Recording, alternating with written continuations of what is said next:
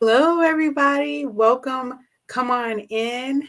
I'm really hating this light right now, but come on in, Mama. I already see you. She was already logged in before I hit live, talking about waiting on you. So come on in, y'all. Join Mama and me tonight. We're gonna be talking about anxiety because tonight is the last night of Mental Health Awareness Month. However, it's not the last day or month that you should be concerned with your mental health. Okay. So come on in, everybody. Welcome to the Lit Podcast. I am your host, Juana, and we are going to be talking about anxiety. So come on in. Thank you all for joining. If you are coming in for the very first time, thank you for connecting with us. I hope you see something or that I say something that you like and that resonates with you and that you continue to come back. If you are watching this tonight live with us, thank you. If you're watching it 5 minutes from now, 5 years from now, or 50 years from now, whenever this is, because y'all, this is leaving legacies. This will be on the internet forever, right? So just thank you for whenever this is that you're watching this. And I am just being enjoy this time with you to share about mental health, right?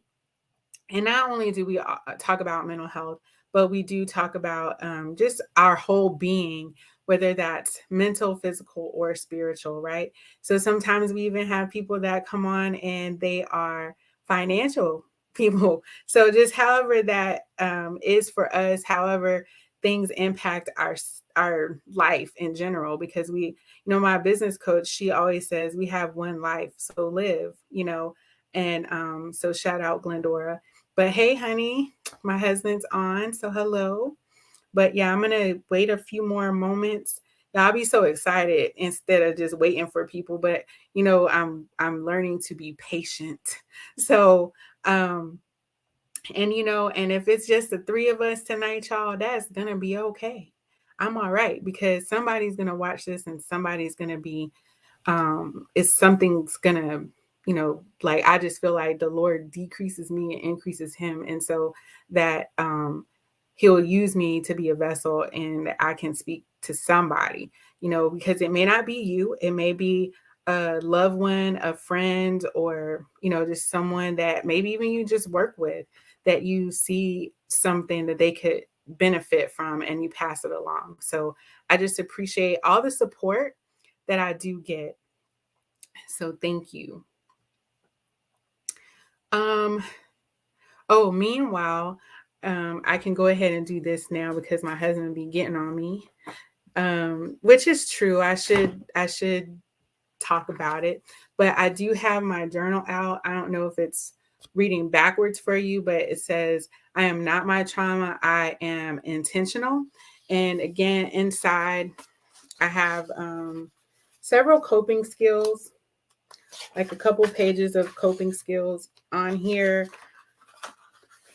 that you can use. I also have hotline numbers that you can dial and call, and um, you can even write in your own coping skills. And then finally, there's several pages in here. They're blank pages, but it's your story. So that's what I want to get across is it's your story. You are not what happened to you. So that's why it's I am not my trauma, but I am intentional because you can live an intentional life and you can write your own story. Okay. So that's what this journal is about. And have a cute little back page. But as y'all know me about these butterflies, so that's what we got. But I'm going to go ahead and get started. So, tonight we're going to be talking about anxiety to continue with our final episode of this series for Mental Health Awareness Month. Okay. If you have some other types of issues, concerns, or whatever it is, whether it's mental health, physical health, whatever it is, if I can't talk about it, I will find somebody to talk about it and we will get it going. Okay. So, hello, Michelle Aldridge. um, so we will talk about it, so just send it in to me. You can use Messenger and I'll get it. Okay. So let's get started talking about this anxiety. You know, I thought this was a really good topic. I know that before we talked about depression, and right now I wanted to talk about anxiety more so because people live with daily anxiety, and sometimes it could be actually where it's a mental illness and not just normal anxiety. And I'm going to break that down here in a moment. But when we, especially us coming out of COVID pandemic, because, the news has still said, and I believe it because I still know people that are still catching COVID, right? So we were the whole world was kind of like in a big anxious thing for like 2 years, right?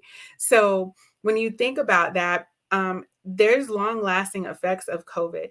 And I know that it was a pandemic and now we're in a, what they call it, endemic. So meaning that it's just like any other illness that we could have that is treatable, such as like with the flu or any, you know, with the babies, a lot of babies have been getting RSV, and even now older adults are getting um, RSV, which is respiratory syncytial virus, right? And for children, it can be really severely deadly. Um, it can be. It's not, I mean, it's treatable. So it doesn't, if you get it, it's not necessarily going to kill you. But, we were just stuck in this pandemic for 2.5, 3 years. And for a long time, isolated to where you couldn't really go anywhere. And so people that have been home by themselves without like, living with people and things like that, I believe they could have been more susceptible. I believe anybody is susceptible, but I'm just saying when you're home by yourself, all you got is your thoughts. So that kind of increases for you, in my opinion. And that's not research, it's just my opinion. So I wanted to talk about that because it was something that we were already dealing with, but now coming out of the pandemic, it seems that it can have increased as well.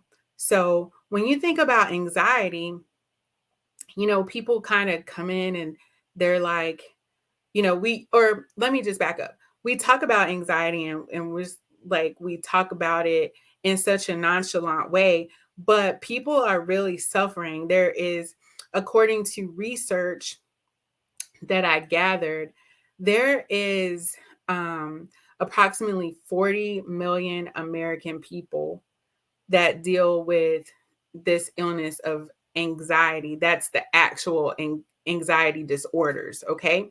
Not just anxiety, that is an emotion. And so this is where I'm going to break this down for y'all.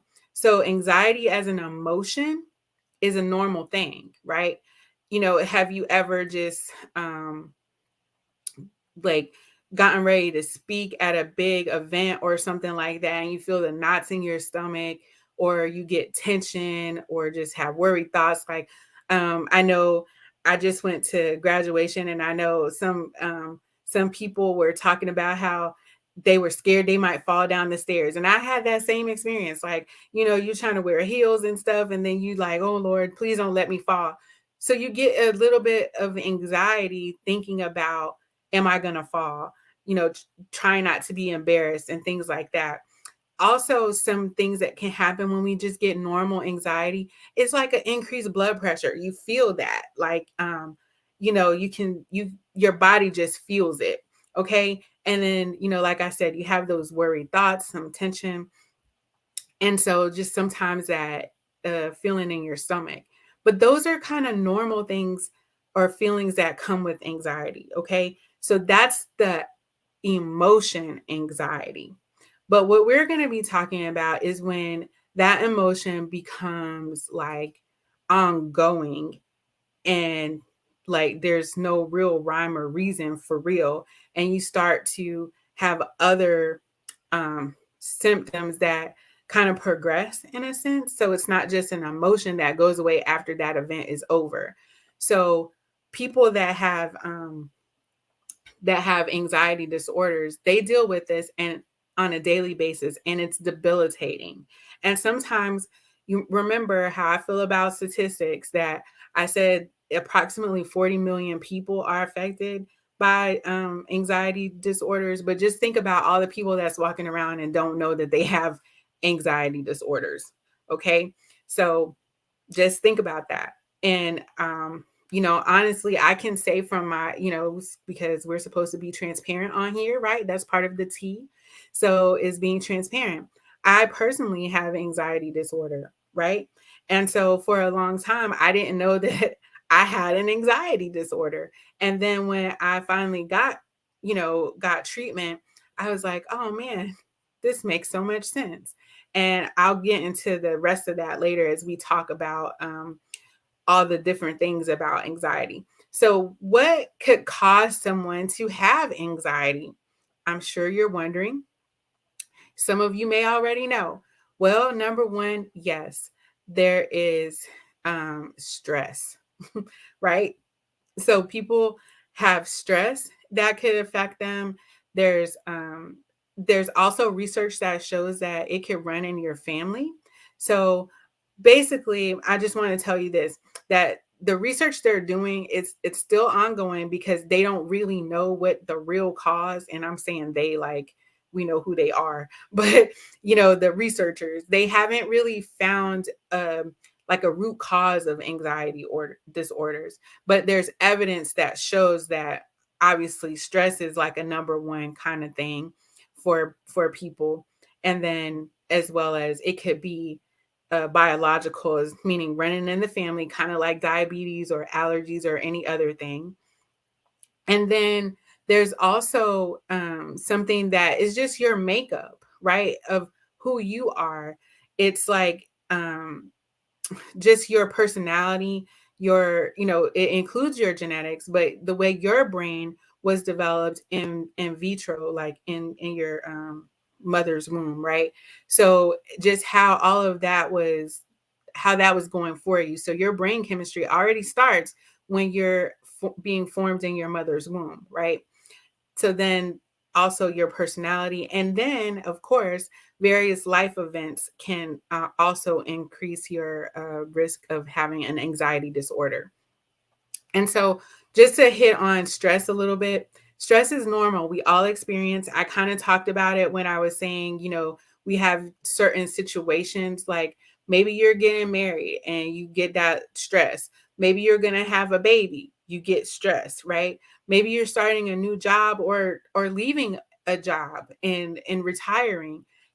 All these different kinds of things cause some little bit of stress or anxiety for us, that normal feeling.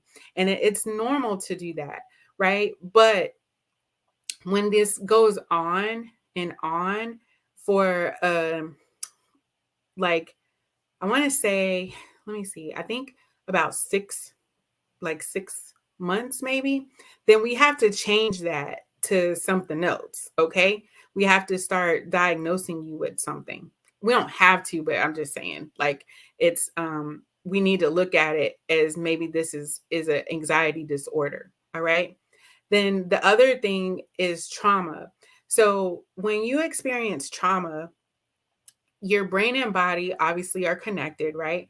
But anxiety is the way that your brain and body responds, well, reacts. I'm learning to use the difference between responding and reacting. So anxiety is the way your body and your brain react to the traumatic experience. And so sometimes that is a protective measure to kind of keep you from further being hurt in a way, right? So your body and your brain just automatically do that for you. And so that's kind of like, let's just say there's a situation where you feel attacked by what someone's telling you. So somebody, you feel attacked, and so you kind of get on guard, and you kind of raise up like, wait, what? And so you might not trust other people, because of that situation in that moment. But that's a normal thing. Is like if somebody coming for you, the blood pressure gets increased and you become more alert, right? We can see it obviously in animals. I know when my dog barks, I can see the hair almost raise up on their back and their tail gets pointy, and it's like, whoa, because they're more alerted. So that's what anxiety does for you. It kind of increases your adrenaline in a way. So then people that have been through trauma, though, the thoughts and protective behaviors that we get, like feeling attacked, um, they they continue even when the danger is gone. So there's no real imminent danger, but it still feels that way later on, even though there's nothing going on. And so those people, including myself, we try to find ways to feel safe and to just kind of reteach our body and mind to readjust to those feelings of safety and working through that bad experience. So that's what can help us, is trying to do that. And so I'm going to go briefly over some of the actual types of anxiety disorders. So there's several different types of anxiety disorders. Um, some of them, drop a 1 in the chat if you know, or like, raise a hand. Let's do that. Let's raise a hand if you've heard of any of them that I'm going to talk about. So generalized anxiety disorder, that is one that we kind of just say people have an anxiety disorder, but again, there's several different types. So there's generalized anxiety disorder, obsessive compulsive disorder, or what you might know as OCD. So, and that's one of the other things that we say is like, oh, I'm so OCD, or he's so OCD, or she's so OCD, right? So that's obsessive compulsive disorder. If you've heard of that, go ahead and raise your hand in the chat. Then there's panic disorder, right? Some of us may have heard of that. So raise your hand if you've heard of that one. Thank you, Michelle. You're following directions, girl. Phobias, just general phobias. Those fall under anxiety disorders. Post-traumatic stress disorder, also in short, we call it PTSD. I know a lot of people should be familiar with that one. And it could be combat related because of military or first responder type situations, or childhood trauma, or any other type of trauma, right? Then there's social anxiety disorder, and that's the last one. Okay, so I'm going to go into them a little more in depth. So generalized anxiety, wait, let me check. So Michelle, you have heard of most of them. So good for you, Michelle. Now these other people, I don't know if they ain't ever heard of them or they ain't paying attention. But either way, I ain't calling nobody out. But so let's talk about generalized anxiety disorder for a moment. Basically, it's more persistent. It's a chronic disorder. It's exaggerated worry about everyday routine life events and activities. And that's where I was talking about. It has to last for at least 6 months. Okay. So this is just ongoing, persistent, every day you kind of worried about something, right? And then it lasts for 6 months.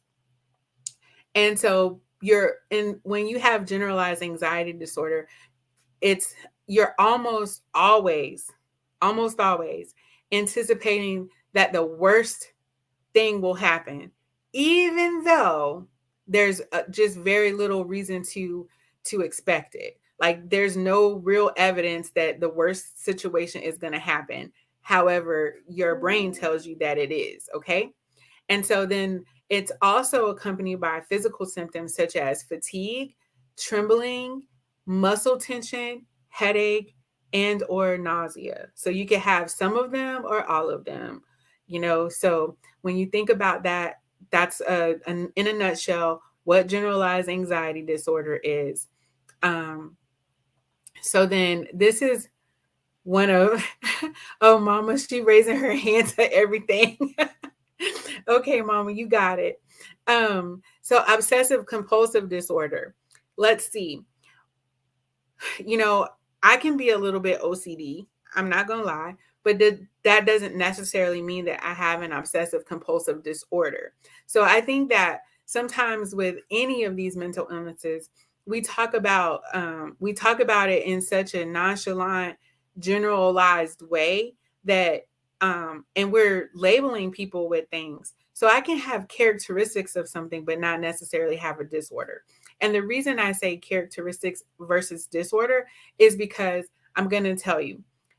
So obsessive compulsive disorder is repeated, intrusive, and unwanted thoughts or rituals that seem impossible to control.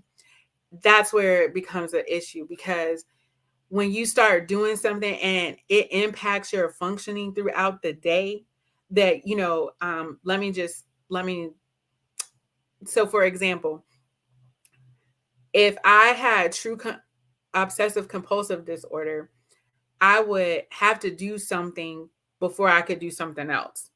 So to break that down even more, let's just say if I have to check the locks 5 times before I go to bed, and I have to do it in a certain order. So I have to check the garage door, the back door, the front door, the garage door, the back door, the front door, and keep going, right? Or sometimes I've met clients that have to do like a certain thing, like before they take a shower. Like people actually turn on the water, turn off the water, step in, step out, and then turn on the water again. So it's just like those kinds of things. So it's just repeated intrusive and unwanted thoughts, and the rituals come in where I was talking about. Those are the example that I was giving you. So and they just become impossible to control because you got to do it. When I was little, I remember my aunt had a lot of she's passed away now, but she was like my big sister. But she had a lot of she's the first person that I can remember that introduced me to like, I forgot what they're called, the like bad things, like if you step on the crack, you break your mama's back, right? So it was like, if you walk under the ladder, you got to throw salt over your shoulder, that kind of stuff, right? So she's the first person that I can remember that taught me those things. And still to this day, it causes anxiety for me if I split a pole. Meaning if there's a pole or something in between, and then we're walking and then you go on the left and I go on the right, that does something to me.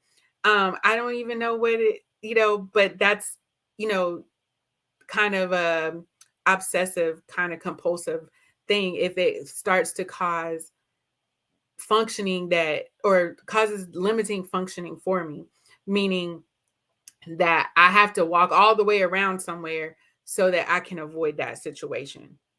So um that was just a little quick thing.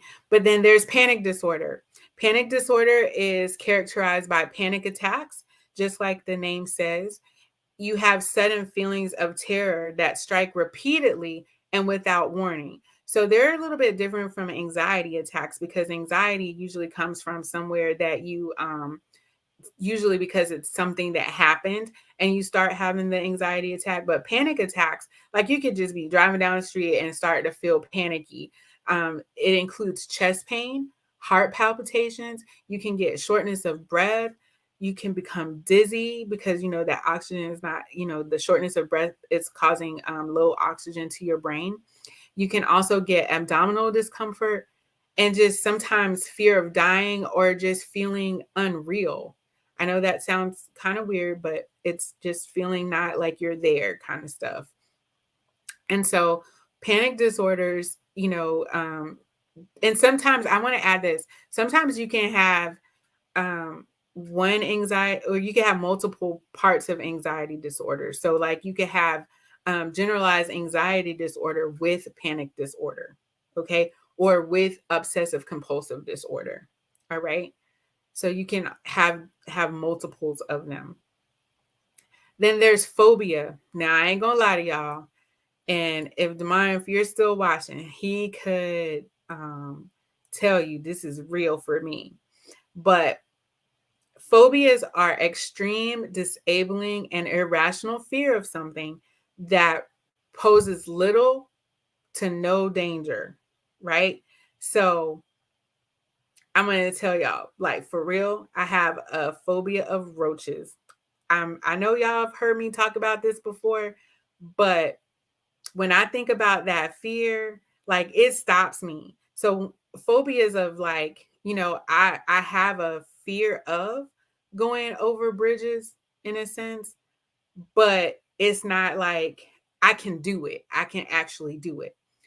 But if I see a roach, it stops me and everything in my, it could be dead, but it just is like, oh Jesus, like I can't function. And so that's when we were talking about those kinds of phobias like that. Like there's like debilitating and disabling to you because it's such an irrational fear. That roach can't hurt me. I know the roach can't hurt me, but it's something that is inside of me that is just like, nope, the roach is going to hurt me, right? It's not very realistic.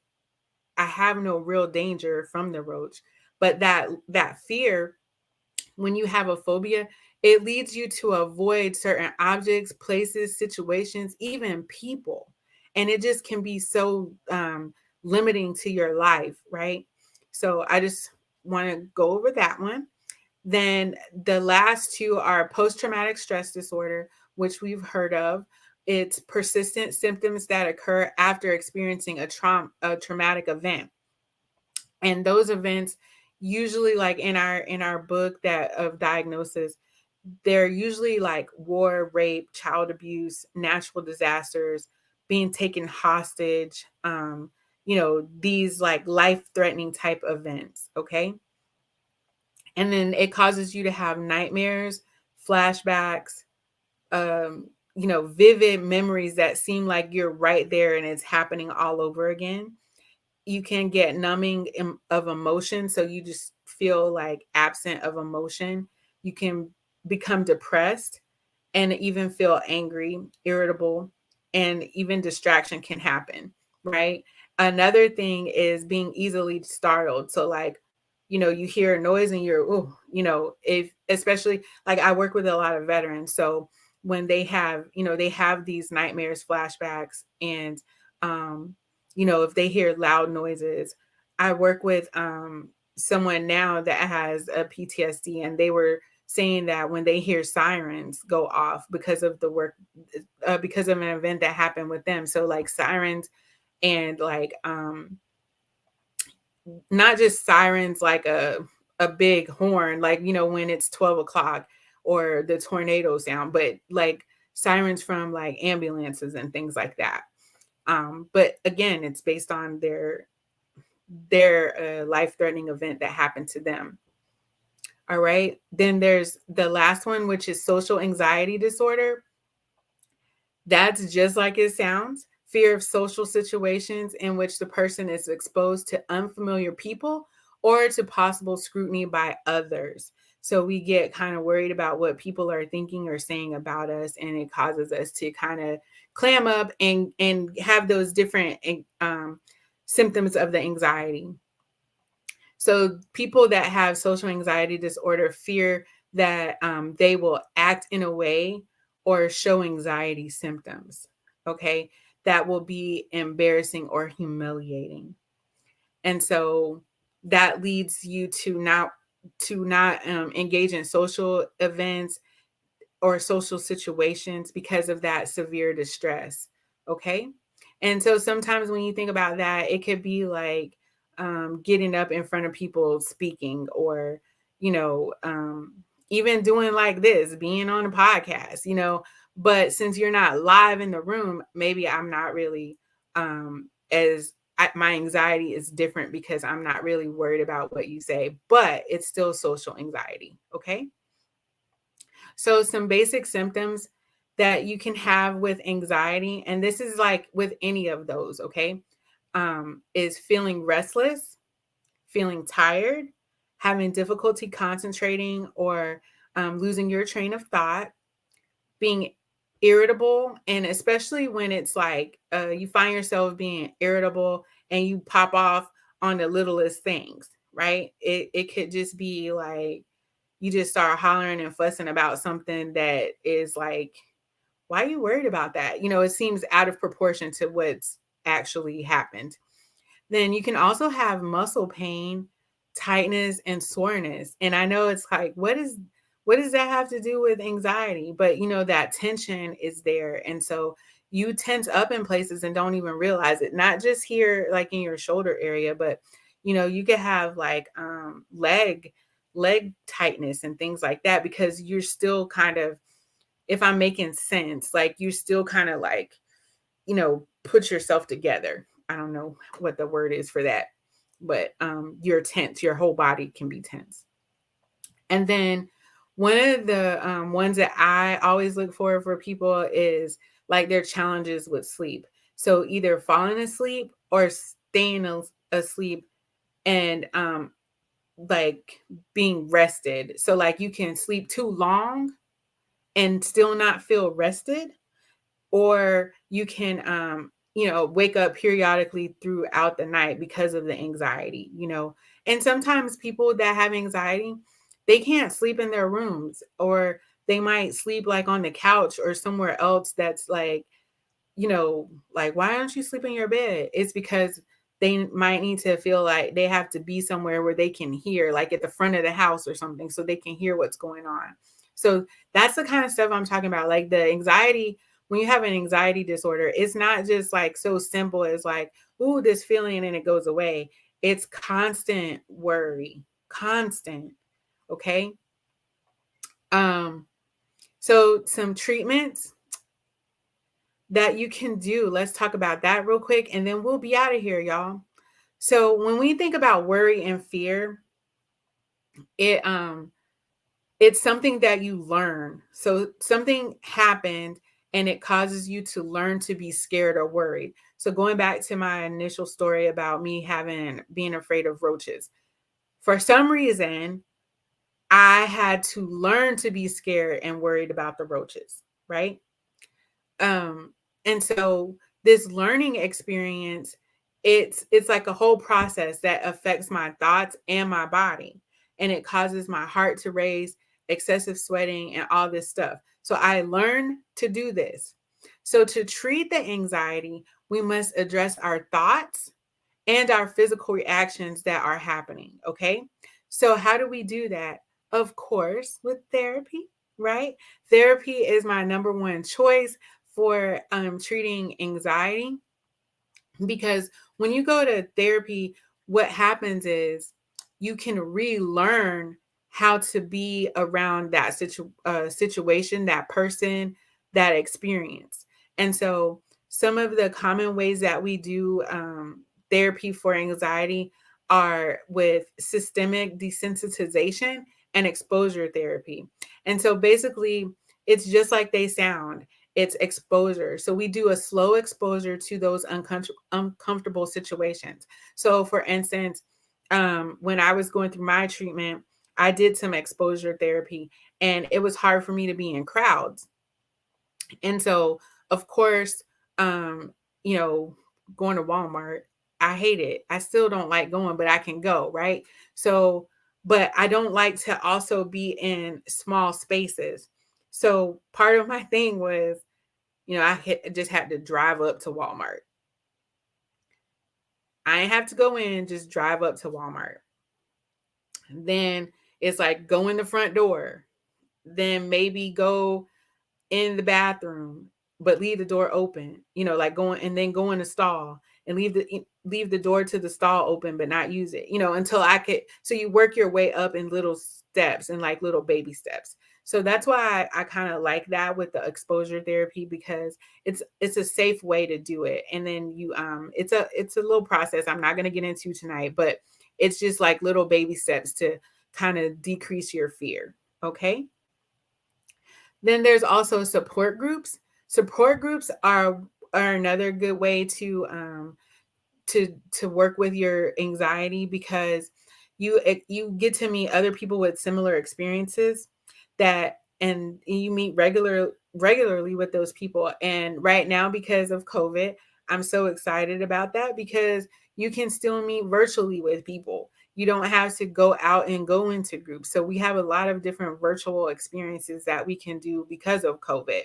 But if you do have social anxiety, it might not be the best way to treat your social anxiety virtually.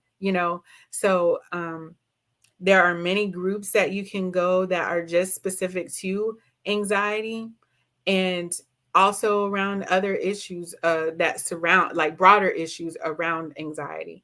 And so sometimes when we talk to people who are going through the same thing, it can make you feel like I'm not the only one. What? And so then you also can be more connected to somebody. And the other good thing is that it creates a safe space for you. That's why I like support groups as well. Okay. And then lifestyle changes. Obviously, when we do, research shows that exercise helps everything.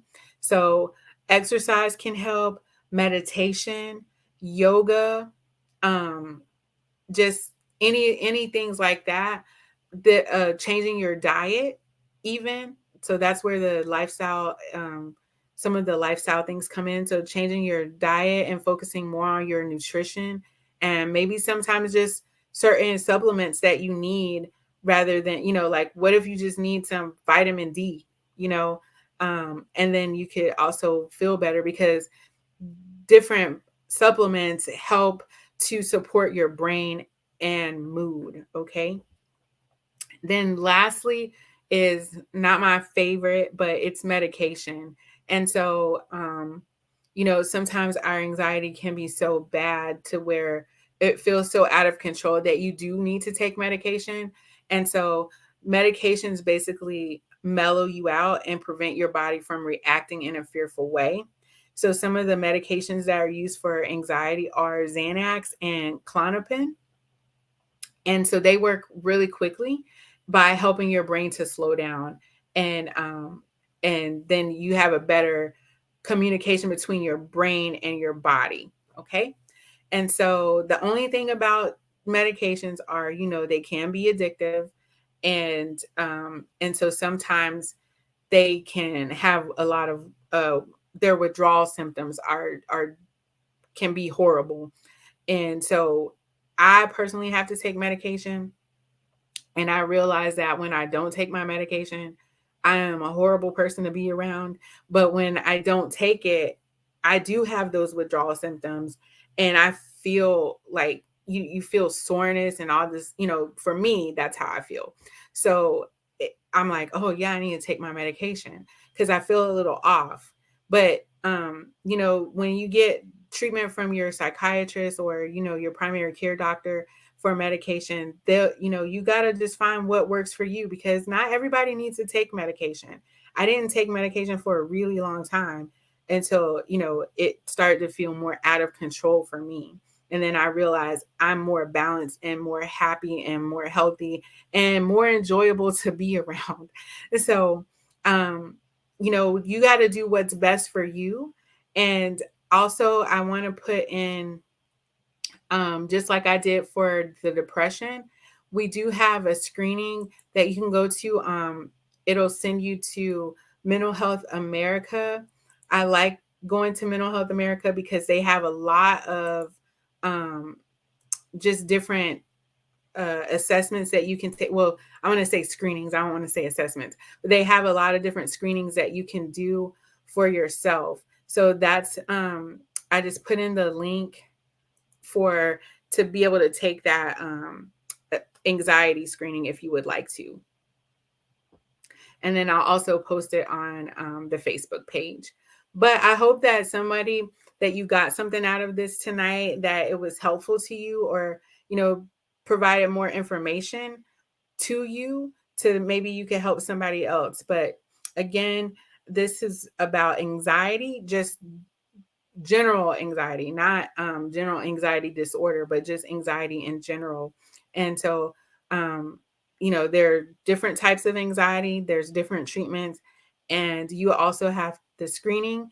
And just do what works for you, because you may not need to take medication. You can just change your, some lifestyle things, and it'll work for you. Okay.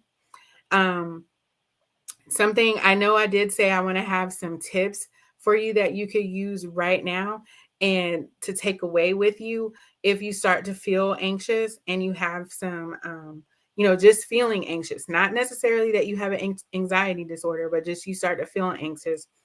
Breathing really helps. You can do that anywhere, everywhere. You got to breathe anyhow. So just be intentional about your breathing. So my number is 4. That's the number I pick. And so I just breathe in, hold it for 4 seconds, and let it out slowly through my mouth for 4 seconds. So when I say 4 is my number, I breathe in for 4 seconds, hold it for 4 seconds, and let it out for 4 seconds. And you do that, breathe in through your nose and out through your mouth. Okay.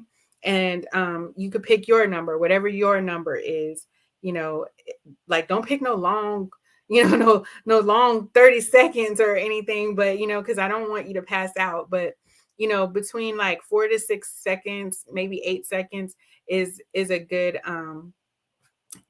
way or good timing.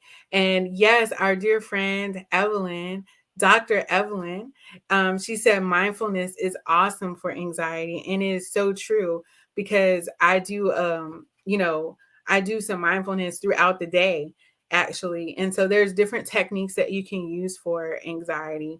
But I do also like mindfulness because it's like just stopping and making yourself aware. Like, I think we've done this in the past where I've said, find 5 things that you can see, find 4 things that you can hear, 3 things that you can feel, 2 things that you can taste, and that's all it is. It's like use your 5 senses and go like 5, 4, 3, 2, 1, or, because of my OCD, I have to pick a number. So my number is 3. So I try to do 3 of those things of each one. But yeah, that's just some quick tips that I wanted to share with you before we got out of here that you can use right now whenever you have anxiety. And thank you all again for watching and joining in tonight. It's been my pleasure to celebrate Mental Health Awareness Month with you. And yes, I did turn up all the way for my birthday weekend. And so thank you publicly to everyone who called, text, or emailed, or, however you hit me up. I appreciate you. And whatever you did, I got some good people in my life, and I just thank you all. And so before we get out of here, we know what we say. I am here. It's now. And y'all, I'm alive. I will see y'all next week. I'm going to post something up about next week, actually, because I am going to be on someone else's podcast, but we're going to cast it. I'm going to share it to our time, but I think the time zone, they're in Central Time. So the timing might be a little bit off, but I'll post it up and share it with you. But you all have a great week, and just stay lit, y'all. Bye.